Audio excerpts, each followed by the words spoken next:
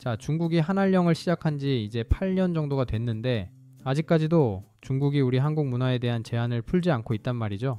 한 가지 재밌는 게 아직도 대부분의 중국 사람들은 이 한알령을 정말 표면 그대로 사드 배치라는 그 자체가 원인이 돼서 일어난 걸로 알고 있고, 사드 배치 문제로 여전히 한국과 중국 간 갈등이 지금도 계속되어서 한알령이 해제되지 않고 있다고 믿는 사람이 대부분이에요.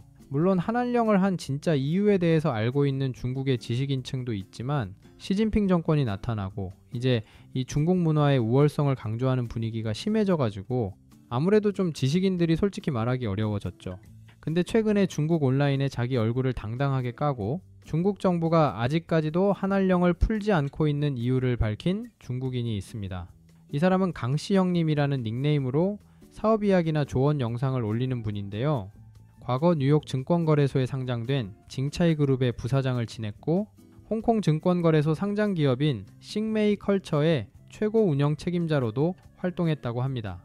먼저 강시 형님은 중국이 한알령을 한 진짜 이유에 대해 말합니다. 韩国娱乐风的理由大概是什么？导火索就是萨德问题嘛。但是除了萨德以外，还有一个深层次的原因，就是为什么萨德过去了这么长时间了还不解禁，就是因为对年轻人的影响太大了。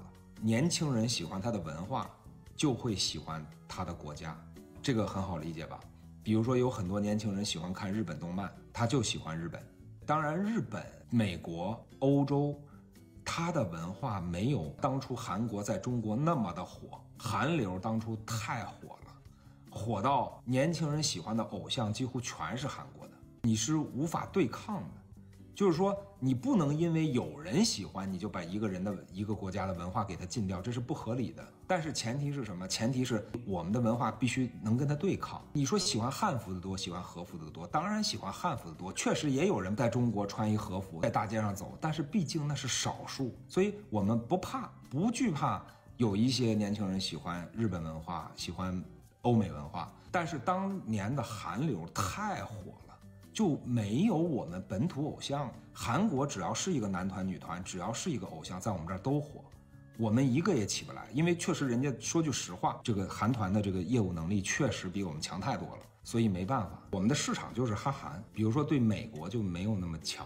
美国年轻人走啥路线？什么女生多么性感，什么男生啊一身肌肉，韩流就是，对吧？但是咱们的女孩就喜欢这个，就喜欢这个啊。所以美国不用禁，得禁韩国。民间你不行吗？那怎么办呢？对，我们也想让民间你自己去打倒它。你靠我们的娱乐公司，我们生产出这个年轻人喜欢的这个娱乐节目啊，这些偶像啊，去把它击败。但是你实力太弱了，怎么办？你击不败人家，你怎么办呀？对吧？让你努力了很多年，你生产出的偶像在人家面前不堪一击啊，年轻人不吃啊，那最后怎么办呢？啊，正好有这么个事儿，就顺道进了吧。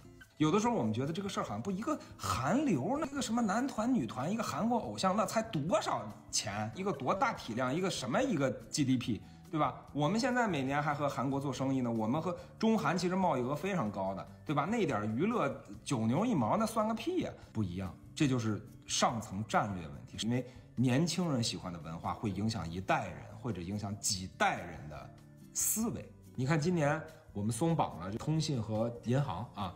现在是外资可以完全进入银行，不就是外国银行可以直接在中国办银行啊，然后可以直接在中国干电信啊。银行是今年10月份啊，2024年10月，然后通信是2024年5月啊，都是今年松绑。但是影视还在收紧。最新的政策包括2024年11月1号，就这个月刚开始的政策，禁止所有外资。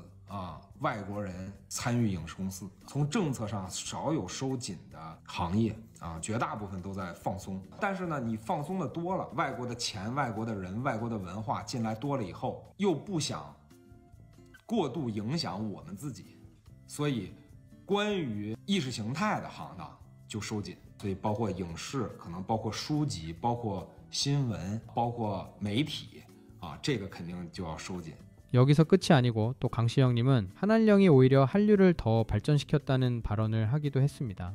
限韩令没有限制韩国文化的发展啊，反而促进了。你就看韩国这2年的电影是不是越来越好看了，而且越来越有深度了，对吧？你像《寄生虫》都得了奥斯卡了。 내용이 굉장히 솔직하죠. 이제 이 영상들에 대한 중국 사람들의 반응을 좀 살펴보자면 솔직히 한류 아이돌이나 드라마는 정말 대단하죠. 제 주변에도 그걸 좋아하는 친구들이 엄청 많거든요. 그런데 제 생각에 이런 걸 막는다고 해서 해결될 문제가 아닌 것 같아요. 오히려 못 보게 하면 더 궁금해지잖아요. 제 생각과 똑같네요. 정말로 사드 때문이라면 다른 교류도 전부 중단했겠지만 실제로는 그렇지 않았죠. 지금도 스포츠 같은 다른 모든 교류는 막지 않는데 엔터테인먼트 관련 부분만 금지된 상태예요. 이는 한류의 영향력을 약화시키려는 의도죠. 한한령 이전 2014년과 2015년의 한류는 국내에서 그야말로 전례가 없을 정도로 엄청났어.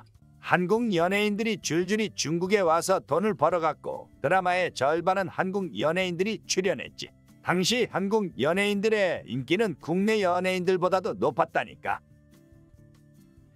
한류가 너무 인기가 많으니 한한령을 한 거죠. 솔직히 한국이 엔터테인먼트를 잘 만든다는 건 인정할 수밖에 없지 않나요? 연애나 복수 같은 다양한 장르의 영화랑 드라마, 예능 프로그램, 그리고 케이팝까지. 이런 것들이 아직 가치관이 덜 잡힌 어린 친구들한테 엄청난 영향을 주는 거죠. 예전에는 항상 우리가 중화 문화권으로서 다른 나라에 영향을 주던 시절이 있었는데 이제는 완전히 반대가 됐어요. 한국도 예전에 일본 문화 금지했었다가 나중에 풀지 않았어? 그리고 일본의 장점을 흡수해서 한류에 적용시키고 결국 일본의 한류를 유행시켰잖아. 지금 얼마나 많은 일본 젊은이들이 한류 팬이 됐는지 알면 놀랄걸? 근데 우리는 한류가 이렇게 인기 폭발인데도 몇 년 동안 막아놓기만 했는데 어떻게 됐지? 젊은이들이 한류를 덜 좋아하게 됐어? 전혀 아니지. 오히려 별의별 방법을 통해 한류에 파고들잖아. 문화라는 건 서로 교류하고 부딪혀야 발전하는 건데 그냥 막는다고 뭐가 해결되겠어? 눈을 가릴 순 있어도 마음까지 막을 수는 없는 거야. 근데 말이 안 되잖아요. 만약 외국으로부터의 우리 문화 보호를 위한 거라면 왜 우리 중국 내에서 뭐가 인기가 있다 싶으면 금지해버리고 또 인기를 얻기 시작하면 바로 제한을 하고 그러나요? 사극조차 엄격하게 심사하고 제한하니까 결국 많은 사람들이 볼 게 없어서 외국 콘텐츠를 봐야 하잖아요. 그래서 외국 문화의 침입을 막기 위해 자국의 문화까지 제한한다는 건가요?